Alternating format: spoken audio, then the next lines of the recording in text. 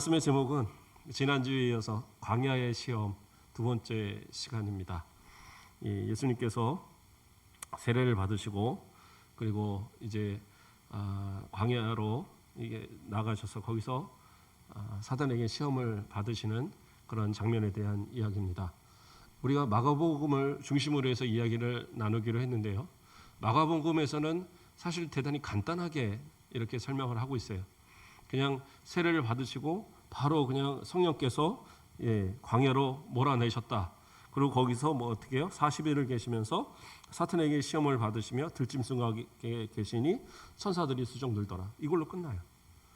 그리고 바로 이어서 예수님의 그 복음 사역으로 넘어갑니다.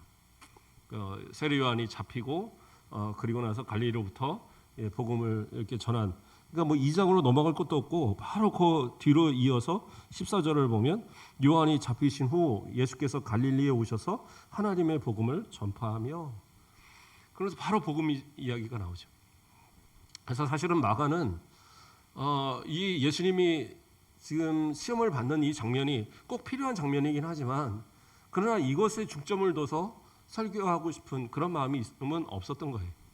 그러니까 마가의 입장은 뭐냐면 빨리 복음, 예수님이 실제적으로 전한 복음, 예수님이 실제적으로 행했던 기적, 예수님이 실제적으로 행했던 여러 가지 그러한 일들, 이러한 것들을 말하고 싶었던 겁니다. 그래서 1장 1절에서 뭐라고 했어요? 하나님의 아들 예수 그리스도의 복음의 시작이다. 그래서 복음의 시작을 알리기 위해서 지금 이 서론들을 이야기하고 있었던 거예요. 그러니까 꼭 필요한, 그래서 세례 요한이 필요했어요. 왜냐하면 그것은 이사야에서 예언했던, 그래서 1장 2절을 보면 선지자 이사야의 글에 보라 내가 내 사자를 내 앞에 보내노니 하면서 세례 요한에 대한 예언의 성취가 있어야 돼요. 예수님이 나오기 위해서는. 그러니까 그 먼저 보내진 그 사자, 그가 세례 요한이라는 사실을 밝혔고, 그리고 그 세례 요한을 통해서 예수님이 세례를 받으셨고, 세례를 받으신과 동시에 성령의 임하는 역사가 있었고요. 성령의 체험 이후에 가서 광야에서 시험을 겪었고, 이것이 어떤 과정이냐면 공생애를 시작하기 전에 그리스도로서의 모든 그 준비를 마치는 그런 과정이었어요. 그러니까 이 과정을 빨리 끝내놓고 그리고 연달아서 바로 이 마가는 예수님의 복음의 사역을 설명하고 싶었던 거예요. 그러니까 시험 받는 장면이 중요한 것이 안 중요해서가 아니라 중요하지만 그러나 마가의 그 목적과는 좀 달랐던 부분이에요.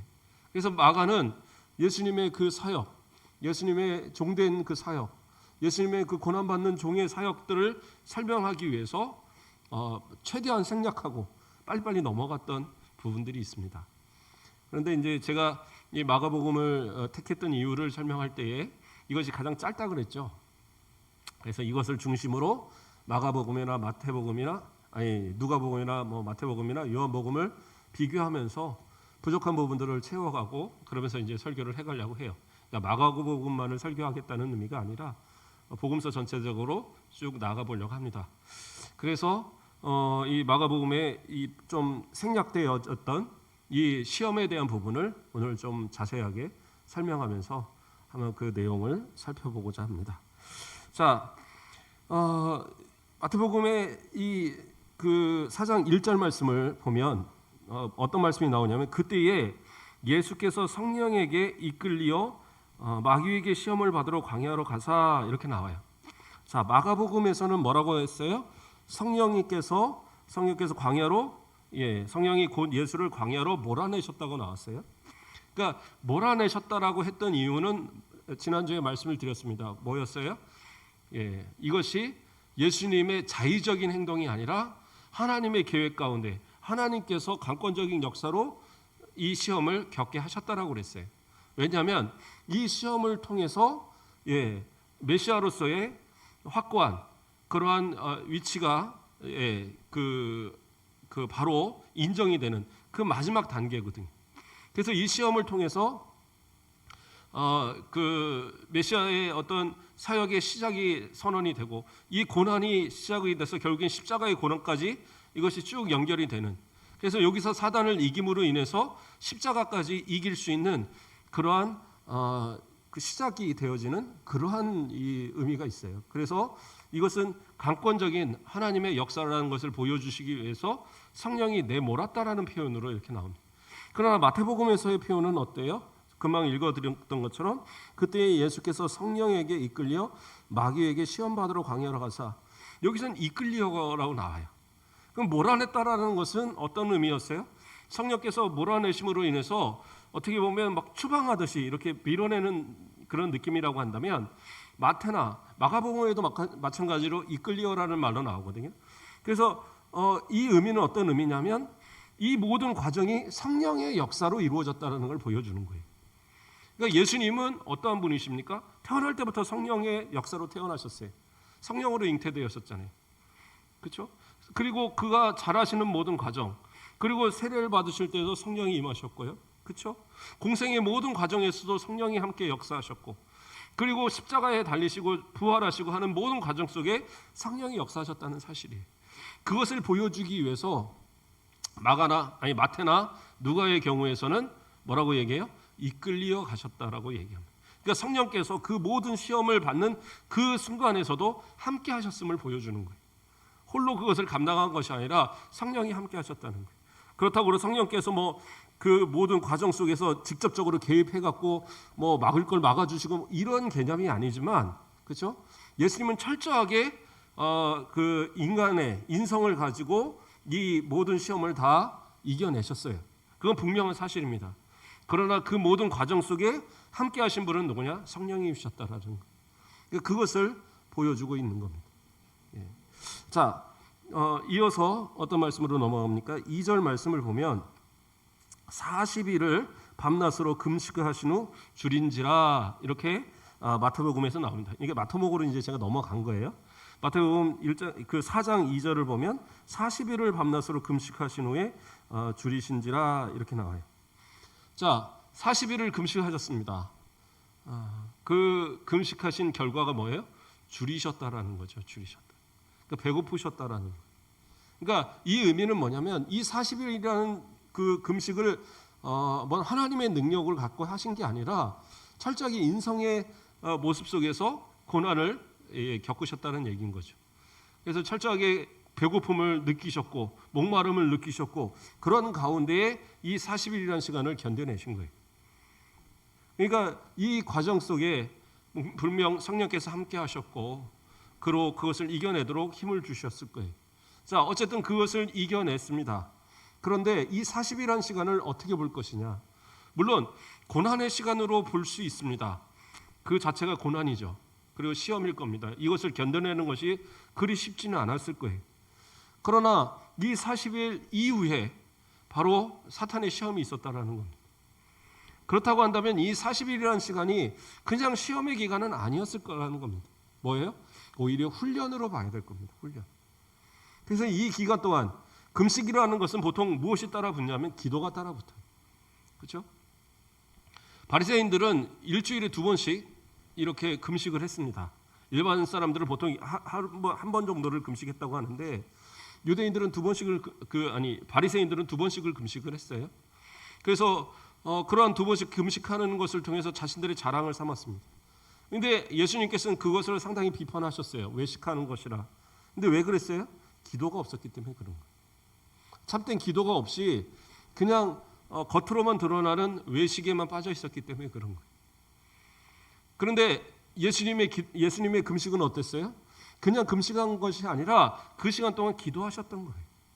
기도로 무장해서 마귀를 물리칠 만한 힘을, 육신으로는 이 금식을 통해서 연약해졌지만 오히려 그의 영은 하나님의 능력으로 말미암아서 더 강건해지는, 성령의 역사로 더 강건해지는 역사가 있게 되었다는 사실이죠. 그게 사실은 중요한 겁니다.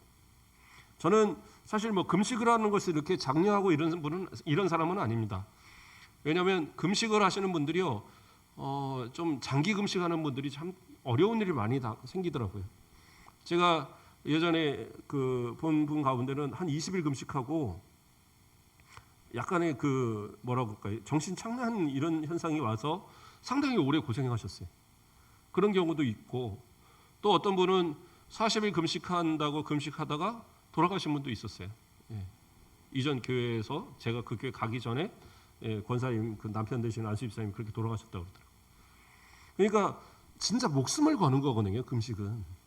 그러니까 내가 진짜 기도로 하나님 앞에 피치 못해서 기도해야 될 어떤 것이 아니라면 함부로 하는 게 아니에요. 그냥 뭐 금식 한번 해볼까? 그래갖고 하루 이틀 하는 거 꼭 그렇게 장려하지는 않습니다. 차라리 그 힘 가지고 더 기도하시는 게 나을 것 같아요. 그런데 금식에는 뭐가 따라야 되느냐? 기도가 분명히 따라야 된다는 거예요.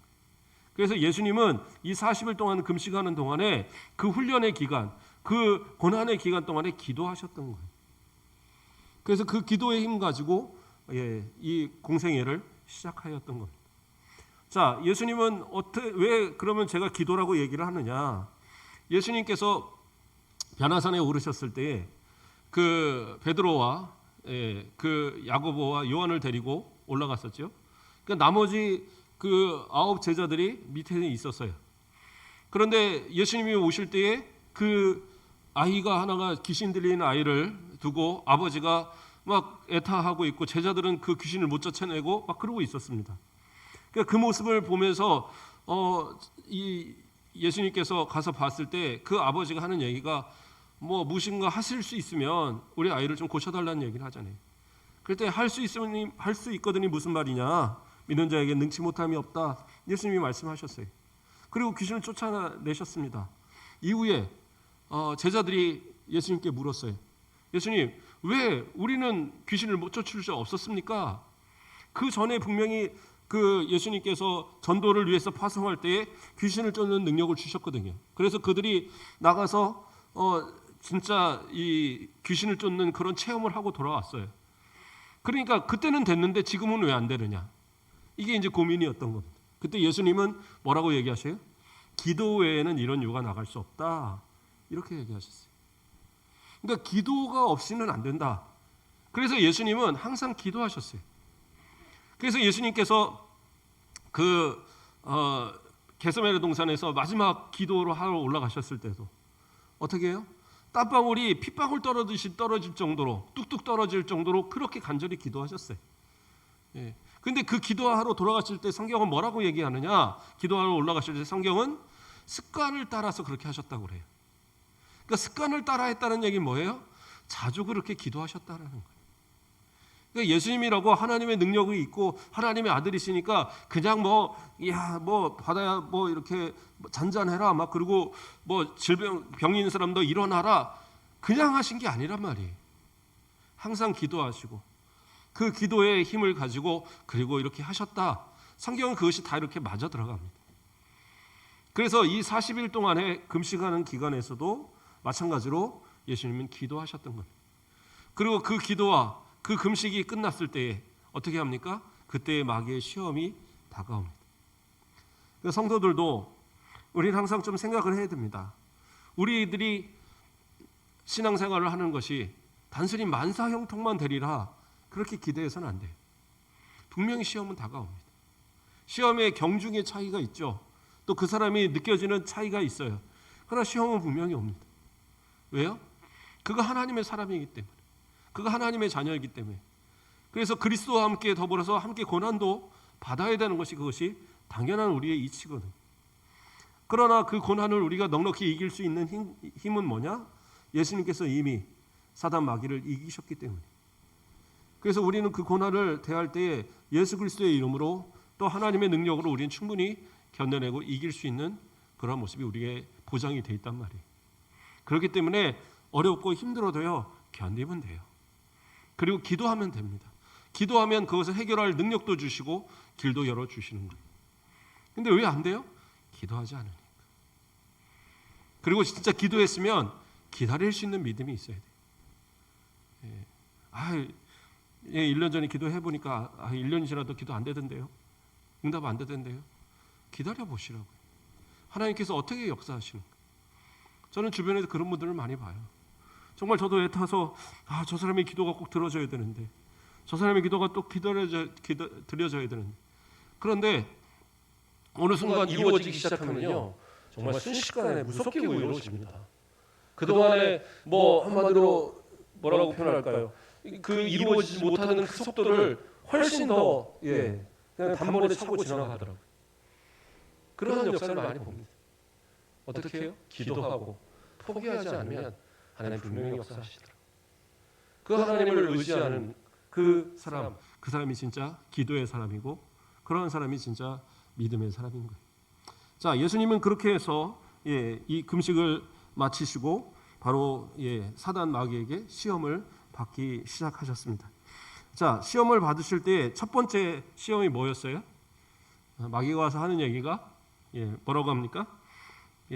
그 마태복음 4장 3절 말씀을 보면 시험하는 자가 예수께 나와서 이르되 내가 만일 하나님의 아들이거든 명하여 이 돌들로 떡덩이가 되게 하라, 이렇게 얘기하고 있습니다. 자, 앞에서 줄이셨잖아요. 줄이셨다라고 분명히 표현을 했습니다. 배고프셨어요. 배고프신 그것을 이용을 해서 어떻게 해요? 이 광야에 이 널브러져 있는 이 돌덩이들을 떡으로 만들어라 이거예요. 그래서 너가 먹으라. 그런데 그 앞에다가 그냥 떡덩이를 만들라고 말한 것이 아니에요. 그 앞에 뭐가 붙어요? 만일 네가 하나님의 아들이거든, 네가 하나님의 아들이거든 이라는 말이 거기에 붙고 있다라는 거예요. 뭐예요? 가정을 하고 있어요. 그러니까 예수님은 누구세요? 하나님의 아들이세요. 하나님의 아들이 어든이 아니라 하나님의 아들입니다. 그것은 마귀가 더 잘 알아요. 하나님의 독생자 예수 그리스도, 어떤 누구하고도 비교할 수 없는 유일하신 그 하나님의 독생자 성자 하나님을 왜 모르겠어요? 그런데 뭐예요? 도발하고 있는 거예요. 지금 그 마음을 도발하고 있는 겁니다. 그래서 내가 하나님의 아들인데 나를 이렇게, 그래 내가 한번 보여줄게, 이렇게 만들고자 했던 거예요. 그래서 뭐예요? 만일 네가 하나님의 아들이라면, 네가 진짜 하나님의 아들이면 저 돌을 갖다가 떡덩이를 만들어, 저걸 명해서 떡덩이로 만들어. 그래요. 하나님의 말씀을 통해서, 하나님 말씀을 통해서 세상을 창조하셨고, 요한이 그 고백한 것처럼 뭐였어요? 태초에 말씀이 계시니 그 말씀은 하나님이셔요. 다시 말해서 예수 그리스도는 말씀을 통해서 돌을 떡덩이로 만들 수 있는 능력을 가지신 분이에요. 능력이 없으신 게 아니에요. 그러니까 하나님의 아들이시기 때문에 당연히 할 수 있어요. 그 보여줄 수 있습니다. 근데 이것은 마귀의 교묘한 유혹입니다. 하나님의 아들이거든. 그러니까 뭐예요? 떡덩이를 만들지 못하면 너는 하나님의 아들이 아니야 라고 지금 말하고 있는 거예요. 그러면 대부분의 사람들 같으면 어떻게 해요?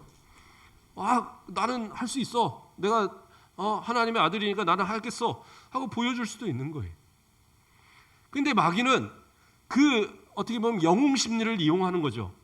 그 마음 가운데 내가 이런데, 내가 하나님의 아들인데, 내가 누군데, 그래서 그것을 가지고 그것을 드러내기 위해서 결국에 어때요? 하나님의 뜻을 저버리기를 원하게 만드는 거예요.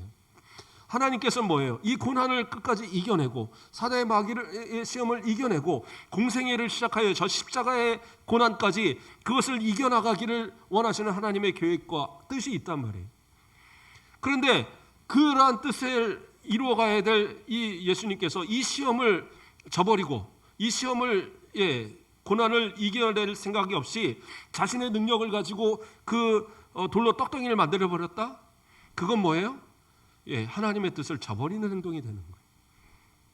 이 고난을 통해서 하나님께서 이루고자 하는 그 창세부터 세워놓으신 구원의 계획을 그냥 숲으로 돌아가게 만들어버리는 그런 행위가 되는 거예요. 그렇기 때문에 사탄 마귀는 정말 교묘하게 접근을 한 겁니다. 우리는 그냥 항상 떡덩이로만 만들어 이러고 생각하지만 더 중요한 얘기는 앞에 있는 네가 하나님의 아들이거든요. 그러니까 하나님의 아들이라면 이거 떡덩이로 만들 수 있잖아, 돌, 이렇게 얘기한 거예요. 그러나 예수님은 그 마음을 정확하게 아셨죠. 아셨기 때문에 뭐라고 얘기해요? 기록되었을 때 사람이 떡으로만 살 것이 아니요 하나님의 입으로 나오는 모든 말씀으로 살 것이다 라고 얘기하고 있어요. 이 말씀은 신명기 8장 3절에 있는 말씀을 인용해서 이야기하는 거예요. 그러니까 예수님은 어떻게 해요? 마귀를 물리칠 때에 그냥 하지 않으시고 하나님의 말씀을 이용해서 그렇게 물리치셨어요. 기도하셨고, 그리고 마귀를 대적할 때는 하나님의 말씀을 가지고, 그래서 하나님의 말씀을 듣고 또 기도하는 것은 대단히 중요한 거예요. 그러니까 우리 성도들이 그래요. 읽는 것도 중요하고 듣는 것도 중요하고. 그래서 이 말씀을 자꾸 가까이 하실 이유가 되는 겁니다. 사탄 마귀가 공격해 올 때 뭔가 이기려면 뭔가 이길 수 있는 말씀이 있어야죠. 뭐 어딘가는 있을 텐데 그런 것 갖고는 안 돼요. 하나님의 말씀이 내 가운데 확고하게 들어있어서, 물론 뭐 글자 그대로 다 외우라고 얘기 드리는 거 아니에요. 성경에서도 인용할 때 무슨 글자 그대로 다 인용하지는 않습니다. 중요한 부분들, 때로는 비슷한 부분으로 이렇게 인용을 하니까 최소한 그 정도는 알고 있어야죠. 그렇게 해서 말씀을 의지하여 사단과 싸울 수 있는 그러한 능력, 그런 게 우리에겐 사실 필요해요. 그렇다고 해서 뭐 마귀가 꼭 나타나서 예수의 이름으로 명하니 물러가라 이렇게만 하라고 말씀드리는 게 아니에요.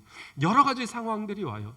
물질로 인한 유혹도 오고, 때로는 명예로 인한 유혹도 오고, 때로는 사람으로 인한 유혹도 와요.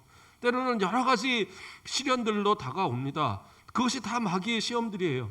그랬을 때에 그 말씀을 통하여 내게 힘이 되는 것도, 말씀을 통하여 위로가 되는 것도, 말씀을 통하여 내가 하나님 앞에서 새 힘을 얻는 것도 다 그것이 말씀의 능력이잖아요. 그렇기 때문에 말씀을 통하여서 힘을 얻고 그것으로 사탄의 공격을 막아내고 이겨내는 것, 이건 정말 중요하다는 사실이에요. 그래서 예수님은 어떻게 해요? 그 말씀을 통해서 사탄을 물리치셨어요. 그래서 사람이 떡으로만 사는 것이 아니다. 하나님의 말씀으로 사는 것이다. 근데 만약에 떡을 만들었어요. 예수님이 떡을 만들었으면 뭐예요? 이 말은 바뀌어버리게 되는 거죠. 거봐라, 떡을 위해서 넌 살지 않느냐. 하나님의 말씀, 그건 나중이야. 떡이 먼저야. 이렇게 바뀌어버리는 말씀이 되고 말 겁니다. 우리의 인생 가운데 떡이 먼저 되지 마세요. 하나님의 말씀이 먼저 돼야 되고, 하나님의 입으로 나오는 그 말씀이 나에게 전부가 되셔야 돼요. 그러면 그 말씀을 따라 내가 살아갈 때에 모든 것은 더하는 축복으로 주시는 거예요. 그렇죠? 먼저 그 나라 그 의를 구하면 이 모든 것을 너에게 더하시겠다고 약속하셨잖아요. 그러니까 하나님의 말씀을 따라 살아가는 그 법을 우리 가운데 먼저 새기는 것이 중요하다는 사실입니다. 자, 두 번째 모습을 넘어가 보겠습니다. 두 번째는 뭐가 있어요? 이 첫 번째 시험에서 마귀가 실패했습니다. 그러니까 두 번째는 어떻게 해요? 예수님을 데리고 저 예루살렘 성에, 그 안에 있는 성전의 가장 꼭대기의 부분에 예수님을 데리고 올라갑니다. 그리고 뭐라고 그래요? 그 마태복음 4장 6절 말씀을 보면 이르되 내가 만일 하나님의 아들이었든 뛰어내리라 기록되었을 때 그가 너를 위하여 그의 사자들을 명하시리니 그들이 손으로 너를 받들어 발이 돌에 부딪히지 않게 하리라 하였느니라. 이렇게 얘기하고 있어요. 자, 어떤 말씀입니까? 예수님을 또 다시 하나님의 아들이거든 이라고 던져요. 이 얘기는 뭐예요? 진짜 네가 하나님의 아들이라면 그러면 네가 이곳에서 떨어질 때 천사들이 가만히 있겠냐라는 거예요. 그러니까 천사들이 와서 너를 받아주지 않겠느냐. 자, 우리가 마가복음에서 살폈고 또 이 마태복음에서도 11절에 가면 나타나지만 뭐예요? 천사들이 수종을 들었다라는 구절이 나와요. 근데 마가복음에서의 천사들이 수종을 들었다는 부분은 어떤 부분이냐? 그 전체적으로, 그 시험에 전체적으로 사단 마귀가 시험하는 그 모든 순간, 예수님께서 그 40일 동안 금식하는 모든 순간에 천사들이 함께 있었다라는 의미 속에서 이야기하고 있어요. 그런데 반면에 이 마태복음에서 11절에서는 뭐라고 얘기를 하냐면 그 마귀가 떠나간 후에 천사들이 수종 들었다고 나와요. 이 말을 종합해 보면 어떻게 됩니까? 천사들이 예수님을 지켜보고 있었던 거예요. 그 예수님의 모든 과정을 지켜보고 있었어요. 그런데 어떻게 해요?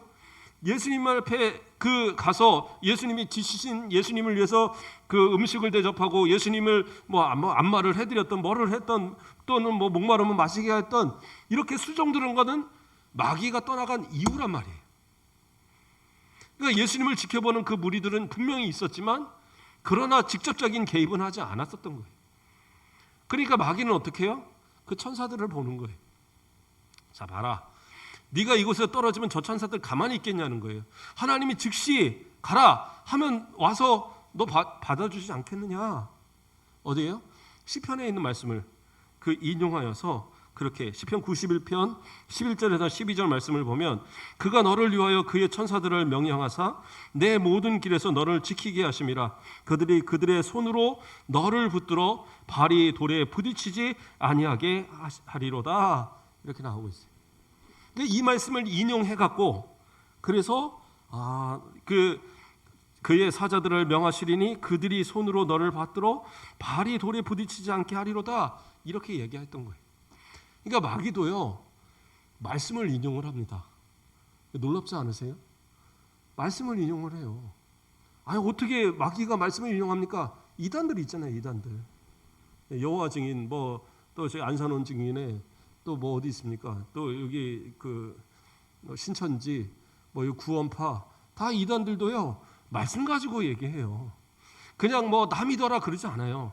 교묘히 말씀을 갖고 속여서 자신들을 따르게 만드는 거죠. 이게 사실은 중요합니다.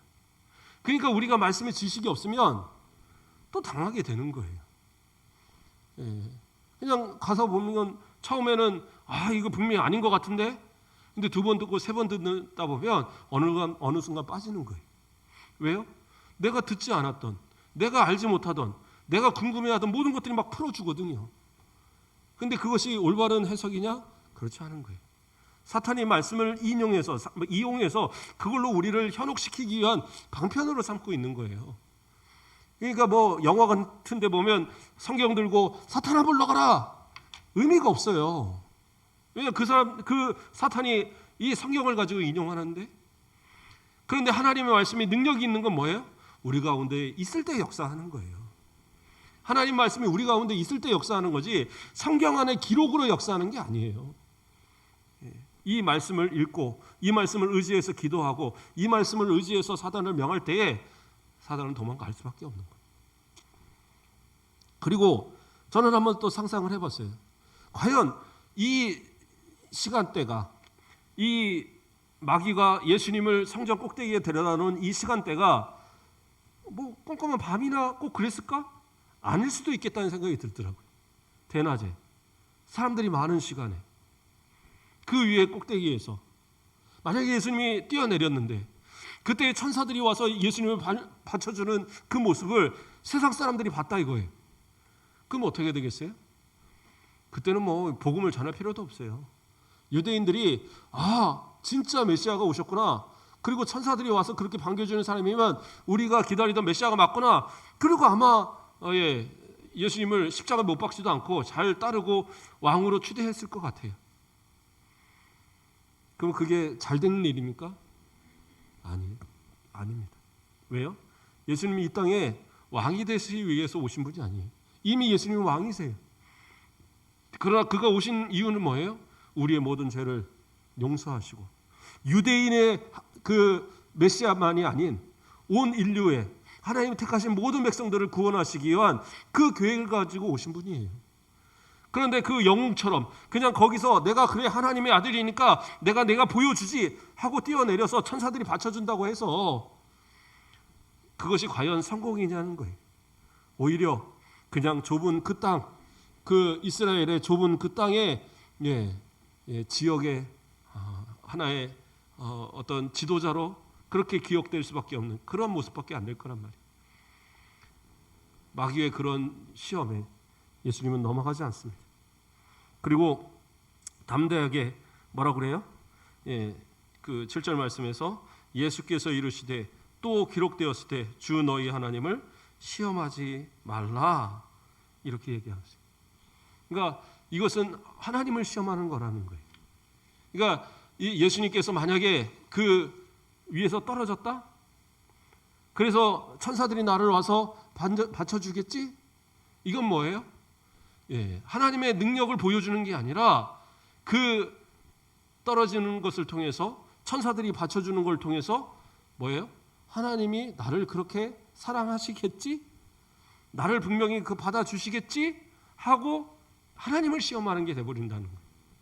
그러니까 마귀의 시험을 이기는 게 아니라 내가 하나님을 시험하는 그러한 모습이 돼버리고 마는 거예요. 예수님 입장에서. 결국에 뭐예요? 그 시험에서 실패하게 되는 거죠. 그렇기 때문에 예수님은 말씀을 인용하여서 주 너희 하나님을 시험하지 말라 기록되었을 때 그렇게 되었다. 이 말씀을 통해서 그렇게 물리치셨던 겁니다. 우리도 마찬가지입니다. 때로는 하나님을 시험하는 그러한 말들을 너무나도 쉽게 우리도 내뱉을 때가 많이 있어요. 하나님, 정말로 하나님 저 사랑하시면 이거 꼭 들어주셔야 되지 않습니까? 하나님 정말로 사랑하신다면 우리 아들 꼭 이 좋은 대학 가야 되지 않습니까? 하나님 정말 저 사랑하신다면 이 사업 잘 돼서 돈 많이 벌어야 될 거 아닙니까? 하나씩 자꾸 이유를 갖다 댄단 말이에요. 그러면 그것이 안 이루어지면 하나님이 나 안 사랑하는 겁니까? 아니잖아요. 하나님 시험하지 마세요. 하나님은 변함없이 우리를 사랑하시고 변함없이 우리하고 함께 하세요. 우리에게 가장 필요한 그때를 기다리실 분이시지, 그것이 우리에게 이득이 안 된다면 줘봐야 우리에게 복이 안 되는데 왜 그것을 주시겠어요? 그렇지 않겠습니까? 뱀을 달란다고 해서 뱀을 주는 사람이 어디 있어요? 하나님 앞에 기도하면요 좋은 것을 주시는 하나님이세요. 우리가 좋은 것을 구할 때 좋은 것을 주시지 거기다 나쁜 걸 주시는 하나님 아니세요. 그렇기 때문에 하나님을 의지하는 진짜 성도는 어떻게 해요? 하나님을 시험하지 않습니다. 하나님 앞에 기도했으면 하나님께서 그걸 이루어 주시면 감사고, 이루시지 않는다면 기다릴 줄 알아야 되고, 그래도 거절하신다면 그것이 내 은혜에게 내게 족하다라고 말씀하셨던 바울에게 말씀하셨던 하나님의 응답으로 알고 그것을 또 포기할 수도 있는 것이, 그게 진짜 믿음의 모습입니다. 예수님은 담대하게 주 너희 하나님을 시험하지 말라 말씀하고 물리쳐 버리셨어요. 자, 그 다음에 세 번째 시험은 어떠한 시험이었습니까? 이제는 저 동산, 높은, 가장 높은 산, 동산은 아니죠, 가장 높은 산으로 이끌어가서 거기서 이제 이야기를 하는 겁니다. 마태복음 4장 8절을 보면 마귀가 또 그를 데리고 지극히 높은 산으로 가서 천하 만국의 그 영광을 보며 이르되 만일 내가 엎드려 경배하면 이 모든 것을 내게 주리라, 이렇게 이야기하고 있어요. 자, 예수님이 이 땅에 오신 이유가 뭡니까? 사단 권세 아래에 있던, 죽을 수밖에 없던 우리들을 구원하시기 위해서 이 땅에 오셨어요. 예수님은 십자가를 지시기 위해서, 어떻게 보면 죽으시기 위해서 이 땅에 오신 거예요. 그래서 그 죽으심을 통해서 구원을 완성하셔야 될 사명이 있습니다. 그러니까 이 사탄을 이겼다고 그래서 이걸로 끝나는 게 아니라 예수님은 또 계속 여러 고난과 고난, 어떻게 보면 사탄이 더 여러 가지 방법으로 오는 여러 가지 고난을 다 겪어내 가시면서 마지막에 십자가까지 그 모든 것을 다 겪으셔야 되거든요. 그 어렵고 힘든 그 고난의 길, 그 길을 안 가도 되는 방법을 마귀가 제시를 하는 거예요. 뭐라고 그래요? 이 모든 거 다 넣어줄게. 이거 보이는 이 세상 다 넣어줄게. 저 영광스러운 모든 것들 다 넣어줄게. 그런데 딱 하나, 나한테 경배 한 번만 해. 그냥 나한테 절 한 번만 하라는 거예요. 그것이 어떻게 보면 가장 큰 유혹인 것 같아요. 딱 한 번만 눈 감으면, 딱 한 번만 눈 감으면 돼. 어디서 많이 듣던 이야기들 아닙니까? 우리의 인생에 있어서 많은 유혹들이 올 때 아주 핍박으로 오거나 아주 강한 이런 그 어려움으로 오거나 그런 것보다는 딱 한 번이라는 것들이 우리에게 더 다가옵니다. 딱 한 번만 눈 감으면 안 될까? 딱 한 번만 나 봐서 참아주면 안 될까? 딱 한 번만, 이거 한 번만 그냥 지나가면 안 될까? 불법과 편법과 때로는 그것에 인하여서 많은 사람들이 피해를 보는 상황인데도 그 한 번, 그래 그 한 번이면 괜찮지. 그리고 타협하는 순간 어떻게 해요? 그 일생 동안 쌓아온 모든 것들을 다 순식간에 날려버리는 그런 모습들도 대단한 거죠. 서울시장 돌아가신 박원순 시장님도 그렇죠? 다 그 사람 잘했다 사랑고 싹 사라졌잖아요. 지금 그 한 번에 그 실수를 하긴 좀 그렇죠. 그런 어떤 잘못된 행동들 때문에 그렇죠. 어떤 분들은 보면 그 정도, 그러나 분명한 법적으로 보면 잘못은 잘못이에요.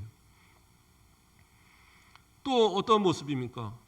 어떤 분들은 뇌물 아무리 받아도 뻥뻥하게 잘 사는데 정말 평생 정직하게 살다가 그 뇌물 한번 받았던 거 그게 딱 걸리면서 그것 때문에 또 자살한 분도 있고요. 그렇죠? 그런 어떤 한 번의 순간 안 걸리면은 괜찮겠다? 아니요, 다 드러나게 돼 있어요. 예. 다른 사람 다 몰라도 하나님은 아시잖아요. 하나님 앞에서 뭐라고 그러겠어요? 사람들은 존경하고 사람들은 당신 최고야라고 말할지 모르지만 내가 하나님 앞에서 정직하지 못한다면 그것도 아무 의미가 없는 거예요. 그렇기 때문에 예수님은 어떻게 해요? 그 사탄의 제안을 단호하게 거절합니다. 사탄은 나름대로는 자기는 자격이 있다고 생각했을 거예요. 신약 성경에서도 보면 요한복음 12장에서는 그 사탄을 뭐라고 얘기합니까? 이 세상의 임금이다라고 표현하셨어요. 예수님께서도. 또 에베소서 2장에서는 공중의 권세 잡은 자다. 그래서 이 세상의 임금이요, 이 세상의 신이요, 이 세상의 공중의 권세 잡은 자요. 어떻게 보면 이 세상의 주인처럼 이렇게 표시를 하고 있어요. 그러나 이렇다고 해서 오해하면 안 돼요. 이거는 사단이 하나님의 그 허락하신 그 범위 안에서 자신의 힘을 나타내는 것뿐이지. 결국에서 이 모든 것의 주인은 누구예요? 하나님이셔요. 하나님이 허락하지 않으시면 욥을 가서 시험할 때처럼 감히 사단이 자신의 힘을 마음껏 발휘하지 못합니다. 더군다나 예수님께서 모든 사단의 권세를 이기셨기 때문에 이제는 예수의 이름으로 우리가 명하면 우리의 이 명함 가운데서도 사단은 결코 자신의 힘을 발휘할 수 없어요. 도망가 버리게 돼 있죠. 그래서 마귀를 대적하라? 그럼 어떻게 해요? 너희를 피하리라라고 그렇게 가르쳐주고 계시죠. 그러니까 예수님의 이름으로 믿음으로 명하면요, 사탄은 무서워 도망갑니다. 사탄의 종들, 귀신들 다 도망가요. 그러니까 괜히 무서워할 필요 없어요. 뭐 무당들 아무리 난리 쳐봐야 믿음으로 가서 예수의 이름으로 명하라니 물러가라 그러면 그냥 다 벌벌 떱니다. 그렇게 돼 있어요. 그렇다고 해서 또 어디 굿하는 데 가서 물러갈지어다 막 하지 마세요. 뭐 그런 분들 있잖아요.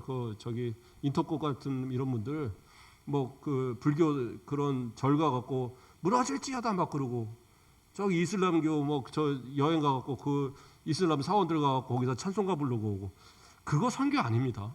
그건 좀 잘못된 행동들이에요. 괜히 기독교가 욕먹고 거기서 전도하는 선교사들 정말 그 몇십 년 막 쌓아놓은 모든 것들 순식간에 다 무너뜨리는 그러한 잘못. 그리고 옛날에 한참 옛날 얘기지만 한 10년도 더 된 얘기인 것 같아요. 한 20년 됐나요? 옛날에 어느 절에 가갖고 어떤 부목사님이 아마 인터컴 쪽이었던 것 같아요. 그분들도 가갖고 거기서 무너질지어다 막 그러갖고 그 나중에 잘못했다고 가서 고소당하고 그러니까 거기 가서 무릎 꿇고 빌었잖아요. 중합해서 목사님이 그런 일 만들면 그게 무슨 의미가 있어요? 오히려 하나님 영광 가리는 거지. 일부러 가서 그러라는 건 아니고, 그러나 사단이나 이런 귀신들이 장난할 때는 담대하게 외쳐야죠. 예수님의 이름으로 물러갈지어다. 그건 당연한 얘기죠. 그러나 무슨 그 도시락 폭탄 들고 들어가듯이 가갖고 물러갈지어다 막 이러고 불지르고 막 이런 거 하지 마세요. 그거는 하나님의 방법이 아닙니다. 자, 어쨌든 사단 마귀를 그렇게 해서 뭐라고 물리칩니까? 사탄아 물러가라. 그리고 신명기 6장 13절의 말씀을 인용해서 주 너희 하나님께 경배하고 다만 그를 섬기라 하였느니라. 그러니까 이 인용은 뭐예요? 그 이유를 설명한 것이고, 사실은 가장 이긴 그 선언은 뭐였어요? 사탄아 물러가라였어요. 그러니까 마귀가 이제는 말도 안 되는 말로 유혹을 하니까 예수님은 단호하게 외친 겁니다. 이제 너는 졌다. 이제는 승리자는 나다. 이걸 설명하고 있는 거예요. 그래서 사탄아 물러가라. 더 이상 사단의 권세는 힘이 없다라고 선언을 해버린 거예요. 그러니까 사탄을 추방해버린 겁니다. 더 이상은 너는 나의 대적이 못 된다. 그랬을 때 마귀는 어떻게 합니까? 도망가 버렸어요. 그리고 그때에서 어떻게 해요? 11절을 보면 마귀는 예수를 떠나고 천사들이 나와서 수종드니라. 그래서 천사들이 수종들었다. 이건 무슨 말이에요? 예수님이 진짜 하나님의 아들이시다라는 것을 최종적으로 보여주는 말씀이에요. 그러니까 이 사단 마귀를 이겨낸 것, 이것은 뭐예요? 하나님의 아들이시다는 확증된 증거를 보여주신 것이고, 또 이 사단 마귀를 물리침을 통해서 예수님은 뭐예요?